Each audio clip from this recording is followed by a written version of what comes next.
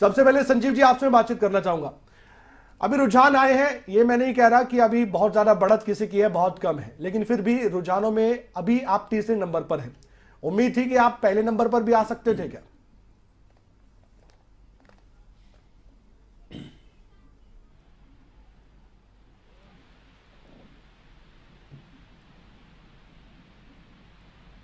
संजीव जी मेरी आवाज आप तक पहुंच पा रही है? चलिए उनसे हम संपर्क साधेंगे। थोड़ा तकनीकी प्रॉब्लम उनके साथ जरूर आएगी हमें, क्योंकि वो सफर कर रहे हैं इस समय।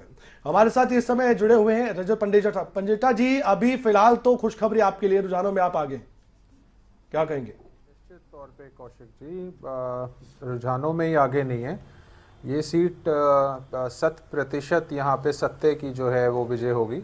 और जो ये तानाशाही, ये दमनकारी नीतियाँ अपनाने वाली जो सरकार है भाजपा की, ये इसको यहाँ पे हार का सामना करना ही पड़ेगा। और यहाँ ये देखिए कौशिक जी, अकेला जो कृषि क्षेत्र है वो नहीं, जिस पे हमारी 14.5% तो जीडीपी जो है निर्भर करती है। और कम से कम नहीं तो हमारा सबसे बड़ा एम्प्लॉयर जो कृषि है देश का, और कोरोना काल में भी जो पॉजिटिव ग्रोथ जो दी वो कृषि क्षेत्र ने दी।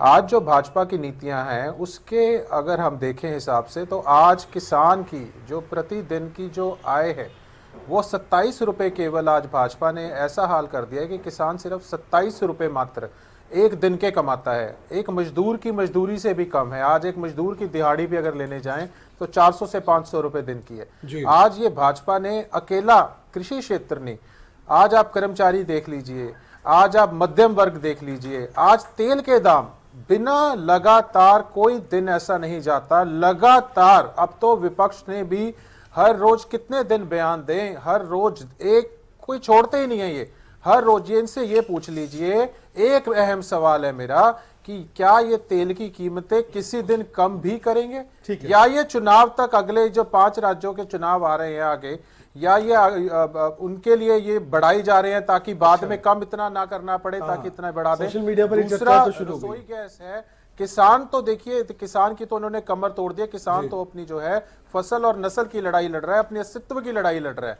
आज जो है इतने जो किसान हैं, किसानों को इन्होंने आत्महत्या करने तक पे मजबूर कर दिया। लोगों ने अपनी जान दी। लेकिन पंजेटा साहब आपसे पूछ रहे थे सभी, जब चुनाव लड़ रहे थे अभय चौटाला, इनेलो के प्रत्याशी, कि 3 कृषि कानून क्या वापस हो गए क्या, या दोबारा इस्तीफा देंगे कि थोड़े दिनों बाद फिर इस्तीफा दे देंगे? 3 कृषि कानून तो वापस नहीं हुए, फिर चुनाव लड़ लेंगे, फिर जीत जाएंगे या हार जाएंगे? कौशिक जी, अगर हम इसे इस हिसाब से देखें कि जिसका जितना जमीर था उसने अपने जमीर के हिसाब से कोई ना कोई त्याग और बलिदान देने का काम किया है। लोगों ने अपनी जान तक दे दी इस वजह से। तो अब आज हम क्या उनकी आत्महत्या जिन्होंने की है कि ये काले कानून वापस हो जाएं, क्या हम उनका भी मजाक उड़ाएंगे? क्या हम उनको भी कहेंगे कि उन्होंने उंगली कटा के शहीद हो गए? देखिए, सरकार पे दबाव लोकतंत्र में कहीं ना कहीं एक इस्तीफा ही माध्यम होता है, जिसकी वजह से आप ये देखिए पूरे देश के अंदर 4216 विधायक हैं। क्या ये इतना जिगरा, इतना ये तो ये जिगरा भी नहीं हुआ? ये जिगरा कांग्रेस के पास क्यों नहीं था? फिर तो अच्छी वाली 30-31 सीटों पर उपचुनाव होता, देखिए और भी मजा आता। फिर देखिए, देना तो नेता प्रतिपक्ष होने के नाते ये दायित्व तो भूपेंद्र सिंह हुड्डा जी का था। मैं उनसे पूछ रहा हूं, मैं उनसे पूछूंगा। भूपेंद्र सिंह हुड्डा जी का दायित्व था, देना तो इस्तीफा होने चाहिए। जो जवाब था उससे मैं सवाल निकालकर सीधा मैं कांग्रेस के पास ले चलता हूं दर्शकों को। संजीव जी, मेरी आवाज आप तक पहुंच पा रही है क्या?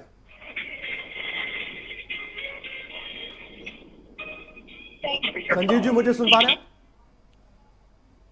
जी, मुझे लगता है उन तक आवाज नहीं पहुंची। जी जी, दमदमा साहब आपसे मैं बातचीत करना चाहूंगा। पेट्रोल डीजल के दाम इतने बढ़ रहे हैं, हालांकि हरियाणा में आप सत्ता में भागीदार हैं, केंद्र की मोदी सरकार एक्साइज ड्यूटी है, हरियाणा में भी वैट है, वो मुद्दा उठा रहे हैं, मैं उसका जिक्र कर रहा हूं। कृषि कानूनों को लेकर लगातार आपको विपक्ष घेर रहा था, अभय चौटाला घेर रहे हैं। ये सबसे बड़ा मुद्दा इलाहाबाद उपचुनाव में बनाया भी गया। अभय चौटाला बार बार इसका जिक्र करते रहे कि किसानों के साथ धोखा आपकी गठबंधन सरकार ने किया, केंद्र की मोदी सरकार ने किया। आज जब रुझानों में फिलहाल आप पीछे, कुछ भी हो सकता है, दूसरे नंबर पर है गोविंद कांडा, क्या कहना चाहेंगे तमाम मुद्दों को लेकर भी और आज के फिलहाल शुरुआती रुझान को लेकर? कमल जी, 2 पक्ष हैं राजनीति के अंदर जो इलाहाबाद चुनाव से मेरे संदर्भ में देखे जा रहे हैं। कि पहला तो ये है कि अभय सिंह चौटाला जी ने इस्तीफा दिया कि जब तक ये 3 कृषि कानून, जिनको विपक्ष काले बताता आ रहा है, कि जब तक वापस नहीं होंगे मैं विधानसभा का मुंह नहीं देखूंगा, उनको वापस करवा के मैं यहाँ आऊंगा। दूसरा पक्ष था कि हमने ये कहा कि इसके अंदर आप बैठकर बात कीजिए। हमेशा इतिहास गवाह रहा है, चाहे वो कांग्रेस पार्टी ने कानून बनाए या किसी ने, उनमें संशोधन होता रहा है। कोई कानून आज तक ऐसा नहीं बना जिसको एकदम रद्द किया गया है। संशोधन की गुंजाइश हमेशा रहती है, उसके लिए आमंत्रित किया। और अब भी माननीय उप मुख्यमंत्री दुष्यंत चौटाला जी कई बार पर्सनल तौर पे कई साथियों के माध्यम से और सार्वजनिक तौर पर टीवी चैनल के माध्यम से भी कह चुके हैं कि मैं आपकी बातचीत करने के लिए सर्वप्रथम सबसे आगे आ रहा हूं, मेरी बस में आप बैठिए और चलकर इस विषय पे बात तो करते फिर हैं। राजनीतिक एजेंडा जो रखते हैं लोग उनसे बातचीत क्यों करते हैं? मुख्यमंत्री जाते हैं इलाहाबाद की धरती पर, कहते हैं राजनीतिक एजेंडा वाले लोग हैं, विरोध कर रहे हैं। हमने इस उनसे क्यों बातचीत करनी है इस चीज में कहा ही नहीं है। हमने मुख्यमंत्री देखिए, के बारे में सुना मैं था। जेजेपी की बात कर सकता हूं आपके चैनल से, मैं पार्टी के जेजेपी से प्रवक्ता दिग्विजय हूं। चौटाला की मैं बात कर आपको लीजिए। बता रहा हूं, दिग्विजय चौटाला मेरी कहते हैं ये बात। मेरी सुनिए दिग्विजय चौटाला ये बात हमारी कहते हैं। पार्टी ने एक भी दिन नहीं मुख्यमंत्री कहा। दुष्यंत सुनिए चौटाला के बयान साहब, ये- हमने ये कहा कि कुछ लोग जो उस सिस्टम को, उस आंदोलन को गुमराह कर रहे हैं, वो राजनीति कर रहे हैं, लेकिन कभी नहीं कहा कि टोटली जितने लोग बैठे हैं वो गैर, उसमें गैर राजनीतिक हो लोग सकता भी, किसान भी हैं, ठीक है। दोनों तरह की बातें। वो शब्द उनके लिए हैं जिस प्रकार टकैत साहब या चंदूनी चार साहब पांच आए लोग दिन, जो आप कहते जो हैं। कुछ मुखिया लोग हैं, अच्छा। क्योंकि राजनीतिक तौर पर 100 आदमियों के हजूम में सिर्फ 2 और 3 बोलते हैं, और 100 आदमी कई बार उन्हें नहीं पता कि हम किस लाइन पर हैं, ये इसका हल किस प्रकार से होगा। कईयों को पता है, कईयों को नहीं पता होता। तो उस बारे कहा था कि आप लोग यदि सार्थक रूप से इस पे बातचीत करना चाहते तो मैं तैयार हूं। और उसी समय चंदूनी साहब का बयान आ जाता है, टकैत साहब का बयान आ जाता है, जो कहते हैं कि आप अपना काम कीजिए, हमें अपना काम करना आता है। लेकिन हम आज भी किसानों से पीछे नहीं है। और जब अब अभय सिंह जी चुनाव लड़ने आए, यदि उनकी बात पर आते तो क्या वो कानून वापस हो गए थे जिसकी उन्होंने आड़ में या जिद में उन्होंने इस्तीफा देने की? देखिए, एक ही विधायक था, खोने के लिए कुछ नहीं था इनके पास। 20 दिए थे, 20 से ये 0 पर आ गए, और अब एक की इनकी लड़ाई रह गई थी जो लड़ने के लिए। और सबसे बड़ी बात, मैं इलाहाबाद चुनाव पर आना चाहता हूं, जो भी पहला राउंड हुआ है आपने, कि जिस प्रकार से वो पहला राउंड था, वो तलवाड़ा खुर्द से अमृतसर कला के बीच में, और इस पे सबसे ज्यादा फोकस रहा, जोर रहा कि भाजपा के कैंडिडेट को, भाजपा जजपा गठबंधन के कैंडिडेट को गांव में घुसने नहीं दिया। अब देखिए कि वहां से ये 3000 वोट निकल कर आती है लगभग, और अभय सिंह जी को 3400 मिलती है। ये सबसे डेड जोन जिसको सभी मानते थे। लेकिन हमारी जब भी यही बात थी कि जो आम वोटर है वो सरकार की नीतियों से खुश है और सरकार में अपना रुझान दिखा रहा है। वो आपको पहले राउंड में दिख गया, जहां पे हमें शून्य के ऊपर गिन रहे थे कि वहां इनका खाता भी नहीं खुलेगा, वहां हम 3000 वोट लेकर आ रहे हैं, और कांग्रेस से लगभग 1000 वोट आगे हैं हम उसमें, और सिर्फ 300-400 का अंतर। अभी तो आगे चलिए, और हमें पूरी उम्मीद है गठबंधन उम्मीदवार वो इलाहाबाद सीट हम चुनाव जीतेंगे और बड़ी मजबूती के साथ जीतेंगे। पंजेटा साहब, जवाब आपका छोटा सा, उसके बाद गणेश जी के पास चलूंगा मैं।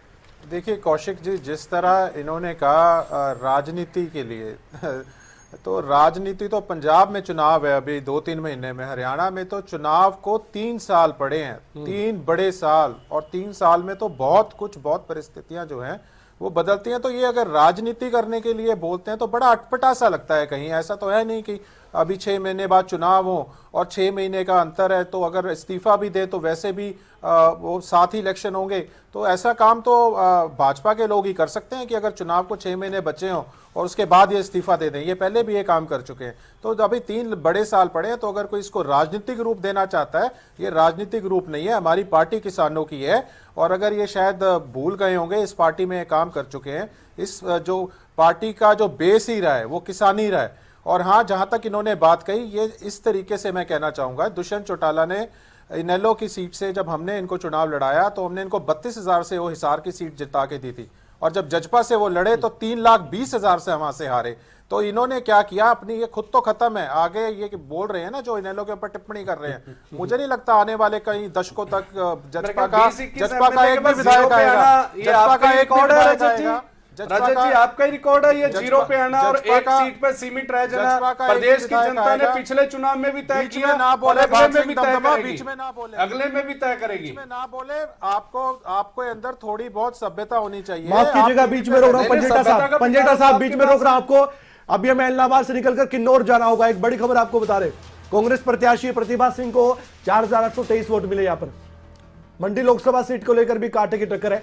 बीजेपी उम्मीदवार खुशहाल ठाकुर को 3,377 वोट मिले हैं। इसके साथ ही ये भी बताना जरूरी कि प्रतिभा सिंह 1,446 वोटों से अभी आगे चल रही है। मंडी लोकसभा सीट पर प्रतिभा सिंह जहां पीछे थी शुरुआती रुझान में, जैसा कि आप भी बता रहे थे, इलाहाबाद में भी कुछ भी हो सकता है, वैसे मंडी में भी ये सब कुछ हो रहा है। आगे पीछे का खेल चल रहा है। कांग्रेस प्रत्याशी प्रतिभा सिंह के लिए अच्छी खबर, कांग्रेस समर्थकों के लिए अच्छी खबर। यहां पर लीड अब प्रतिभा सिंह कर रही है। ये हाल है हिमाचल प्रदेश की मंडी लोकसभा सीट का अब तक के रुझान के मुताबिक। फतेहपुर, जुब्बल, कोटखाई और अर्की विधानसभा पर भी उपचुनाव हो रहे हैं, उसको लेकर भी अपडेट कुछ ही देर बाद आपके सामने होगी।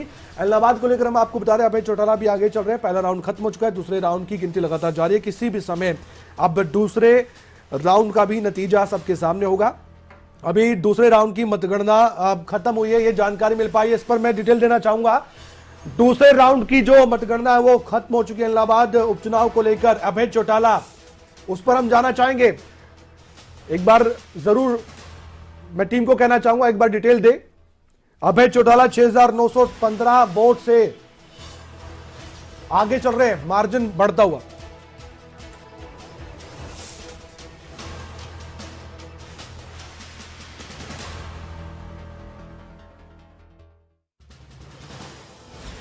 उपचुनाव को लेकर एक डिटेल आपके सामने रखना चाहते हैं हम। इलाहाबाद को लेकर अभी की अभय चौटाला 6,915 वोट से आगे हैं। 4,615 वोट गोविंद कांडा को मिले, 4,174 वोट अभी मिले हैं पवन बेनीवाल को। पवन बेनीवाल अब भी तीसरे नंबर पर है, अभी पहले नंबर पर चल रहे हैं अभय चौटाला। मार्जिन देखिए अभी बढ़ता हुआ थोड़ा लीड का, 4,615, 6,915 ये मार्जिन आप लगा लीजिए। लगभग ये मार्जिन अभी 1500 से माफ कीजिएगा ज्यादा का है लीड का। 4,174 पवन बेनीवाल को वोट मिले। पवन बेनीवाल थोड़े पिछड़ते हुए नजर आ रहे हैं।